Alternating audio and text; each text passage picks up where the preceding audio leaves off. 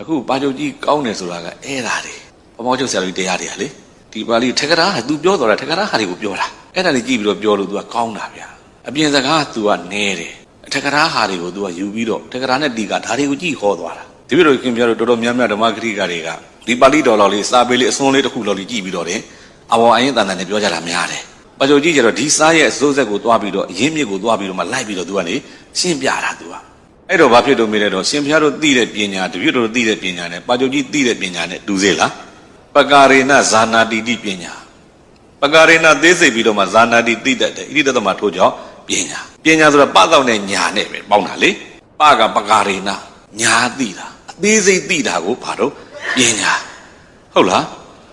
အဲ့တော့ပညာရတဲ့ခုကိုသူတို့အသေးစိတ်သိအောင်လုပ်ရမှာစိုးစိုးကပြောတဲ့ဟာအဲ့ဒါကိုပြောတာသူတို့ဒီကံကြောင့်မှာတော့အဲ့ပညာရဲ့အဖွင့်မှာရွှေလေးတစ်ခုကလေးလေးကိုပြကြည့်တယ်ကလေးလေးဒါဘာခေါ်တော့မင်းကလေးကဒါရွှေခေါ်တယ်လို့ပြောဘာဖြစ်လို့ကလေးကရွှေလို့ပြောဆိုတော့ဝါမို့ရွှေလို့သတ်မှတ်ထားတာအဲ့ဒီရွှေကိုကလေးရဲ့မိဘကိုပြတယ်ဒါဘာခေါ်တော့ဒါရွှေရွှေဒါတစ်ချက်သားလောက်ရှိတယ်တစ်ချက်သားဘယ်သေးပေါက်တယ်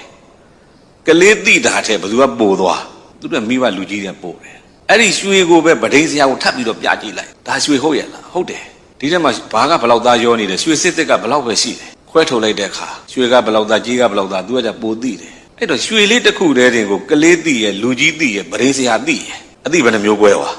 ဘယ်သူကပိုသိဆုံးဖြစ်သွားရွှေစင်လက်တိန်တစ်ချက်ချိန်ကိုဗဒိန်းအသိလူကြီးသိနဲ့သိကလေးခွဲခြားပေးသူမှန်ရေးသုံးဝကွဲပြားကြလိမ့်ဟုတ်လားကလေးကလည်းကလေးအမှန်နဲ့တော့မမှန်ဘူးလားမှန်တယ်ကလေးမှန်တာတဲ့လူကြီးကဘာဖြစ်လို့ပုံမှန်တယ်အဲ့ဒီလူကြီးမှန်တယ်ဆိုတာတဲ့ဗဒိန်းစရာကပုံမှန်တယ်ခုဒီတော့ဗမောခချုပ်ဆရာတော်ကြီးနာမည်ကြီးတယ်တရားဟောကောင်းတယ်လို့ချီးမွမ်းခံရတာကစာတပုတ်သိတဲ့ခါစာတပုတ်သိတာကရှင်ဖျားတို့သိတာတဲ့တပည့်တို့သိတာထက်တင်သူကဘာဖြစ်လို့ဗဒိန်းစရာသိတယ်လို့မျိုးသိနေတာစာကအဲ့ဒါကြောင့်ဦးဇင်းကောင်းတာ